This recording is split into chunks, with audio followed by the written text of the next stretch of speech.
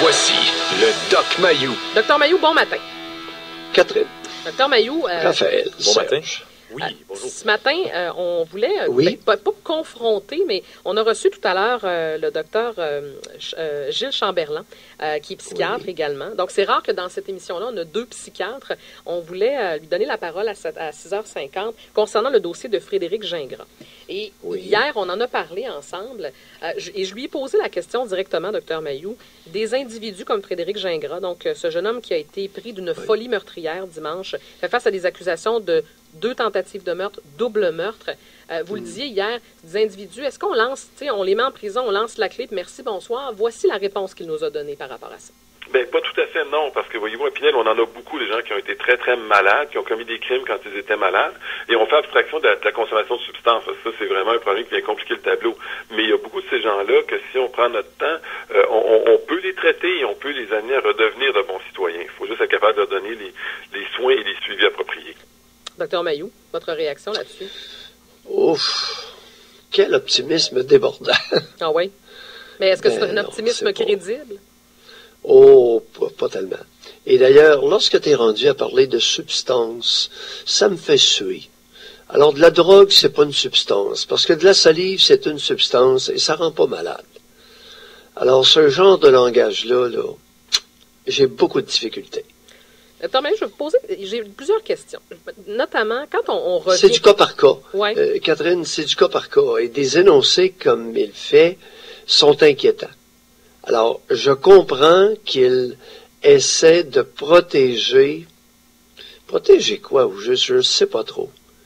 Parce qu'on protège rien en laissant croire, en essayant d'infantiliser la société et en essayant de lui faire croire que non, nous sommes bons, nous allons veiller à votre sécurité. C'est pas tout à fait ça. Ça fonctionne pas tout le temps, cette attitude-là. Alors, il y a des cas où on arrive à réhabiliter des personnes et le risque de récidive est assumable pour la société. Et il y en a d'autres, la réponse c'est non. Mhm. Et c'est ce genre de courage-là que Gilles n'a pas suffisamment. Docteur Mayou, Quand est-ce dire non? Non, Alain Piché, là, c'est assez. Tu sais, il a débité ses parents, ses 2 parents, la hache, il a mis ça dans le congélateur, il a sacré le feu à Sainte-Thérèse.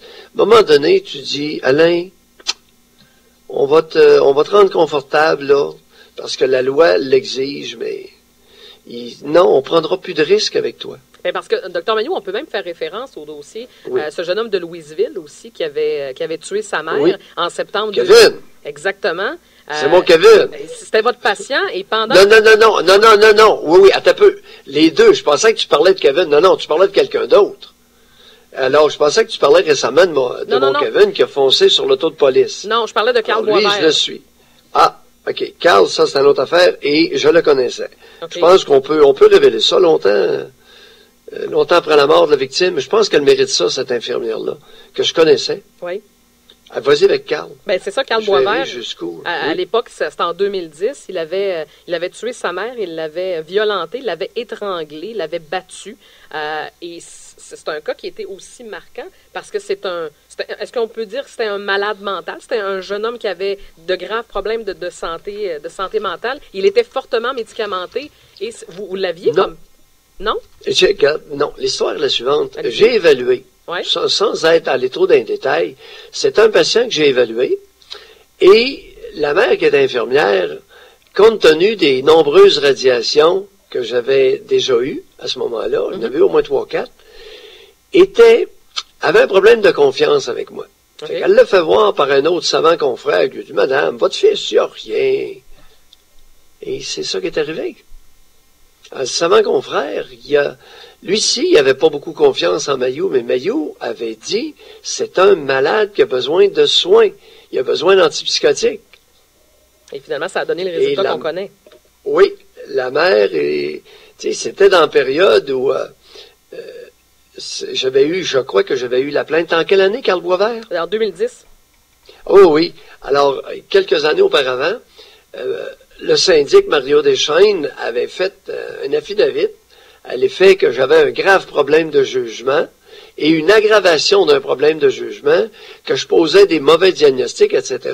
Alors, la mère qui est infirmière, face à ces affirmations aussi véhémentes de la part de mon ordre professionnel, avait cru bon le prendre et aller le faire soigner ailleurs. Et est arrivé ce qui est arrivé. Autre question, Dr. Mailloux, parce que tout à l'heure, avec le Dr. Chamberlain... Dans le cas de Kevin, là, qui a foncé sur l'auto de police, ben, il a été vu à Sainte-Thérèse, on l'installe aux injectables, il va bien, il est encadré, serré. Il y a des façons de faire avec ces personnes-là. Mm-hmm. Est-ce qu'on peut démêler quelque chose? Un déficient intellectuel et un malade mental? Parce qu'on entend souvent les deux et j'ai l'impression qu'on mélange pas la même chose. Ben non, pas du tout.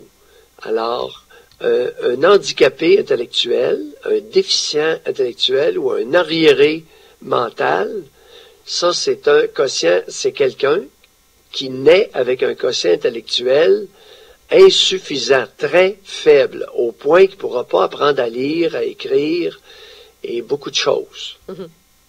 Alors, lui, il n'apprend pas, il est arriéré. C'était l'arriération mentale. Ça, c'est la vieille terminologie. Ensuite, on a parlé de déficience mentale, mais c'est trop méprisant encore. Et là, on est rendu à handicapé mental.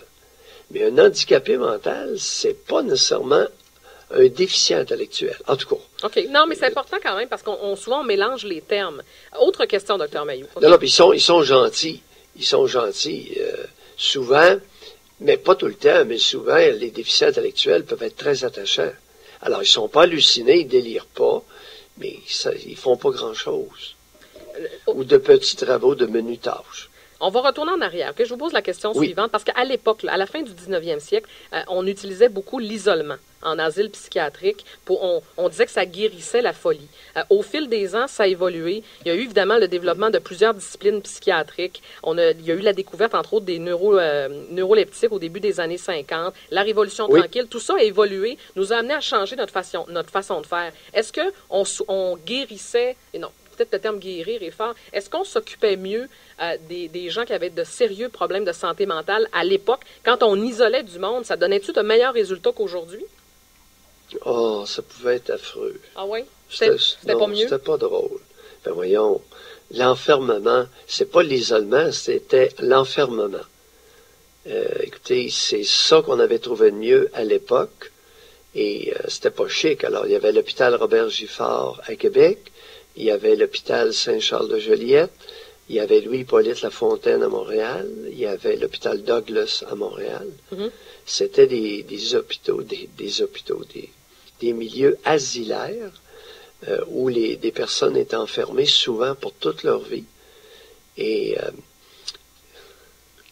c'était pas drôle. Il n'y avait pas de moyens. Alors, il y en a beaucoup qui, lorsqu'ils étaient agités ou agressifs, on les enfermait dans une pièce ou bien on leur mettait une camisole de force. Mm-hmm.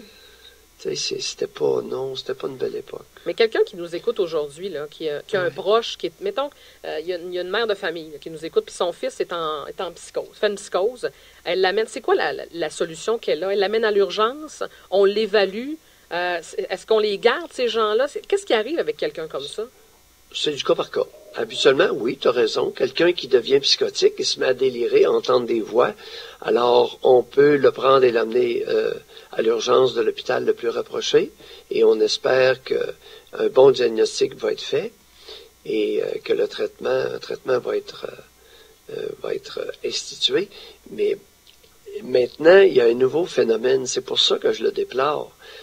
Et Tigil, avec ses substances, m'irrite beaucoup. Alors, la maudite drogue. Mm-hmm. OK? Parce que quelqu'un peut avoir la génétique pour faire la schizophrénie. Il prend de la cocaïne, ou il prend de l'ecstasy, ou il prend surtout des amphétamines. Et là, il part en psychose. Même, c'est en dedans de quelques heures. C'est quelqu'un qui n'aurait peut-être pas fait de psychose, n'eût été de la drogue. Un. Deuxièmement, vous avez déjà eu un épisode psychotique, ça a été pas si pire, vous êtes traité, votre traitement est efficace, vous retournez dans la société et vous reprenez des amphétamines. En dedans de quelques heures, quelques jours tout au plus, là, vous redevenez sévèrement psychotique. Et c'est très dangereux, même si vous êtes sous traitement, Parce que ça se que trouve, votre traitement est efficace. parce que ça se trouve à annuler d'une certaine façon le traitement en question. Ça Ouais, atténue si les vous êtes- effets. Beaucoup plus que ça provoque directement au niveau du cerveau les hallucinations et les délires.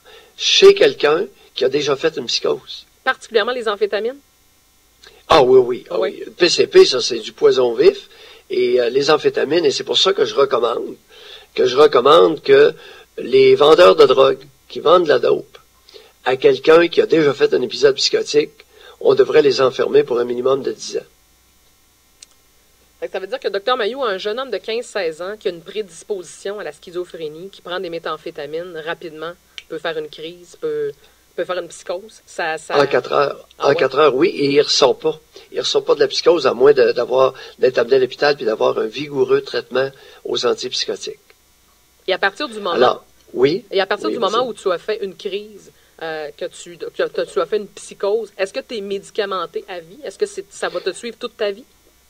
Bon, très bonne question. Première psychose, je recommande aux patients 2 ans de traitement préventif une fois que la psychose est bien contrôlée.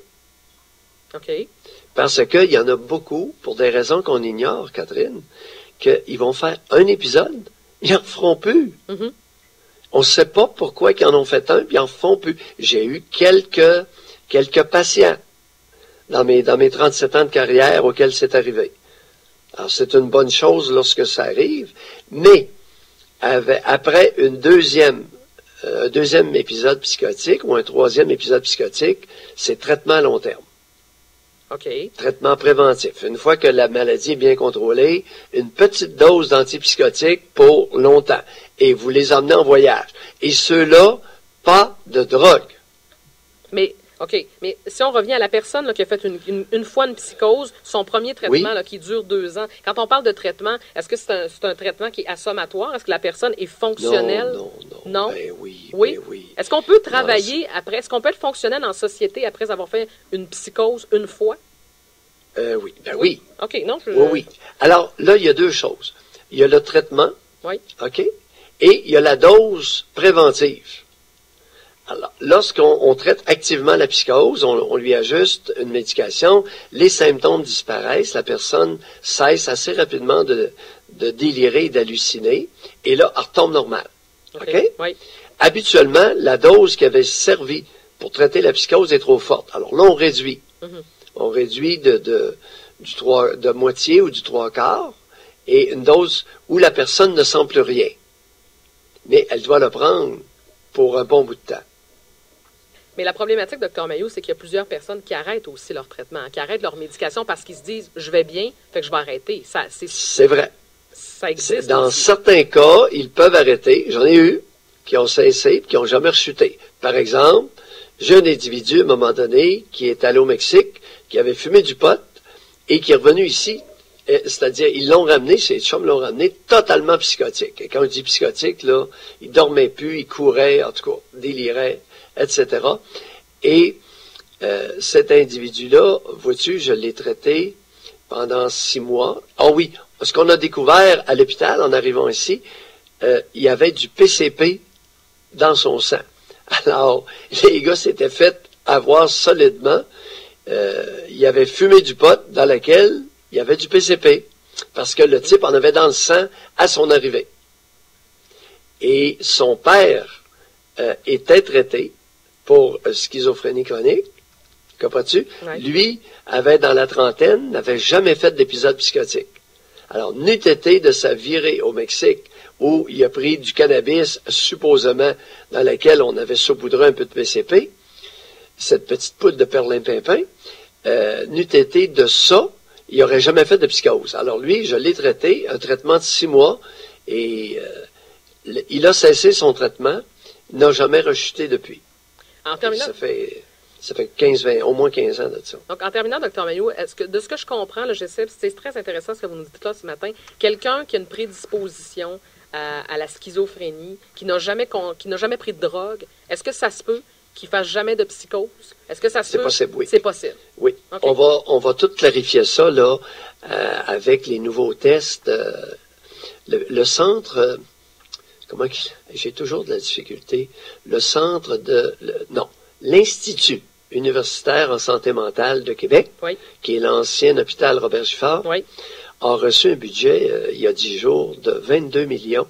Et ça va porter principalement dans l'installation d'un laboratoire pour étudier l'ADN, pour étudier les gènes, pour étudier l'ADN. Et en relation avec les maladies du cerveau, comme la schizophrénie. C'est une maladie du cerveau, là. C'est pas à cause de votre mère qui vous a mal allaité.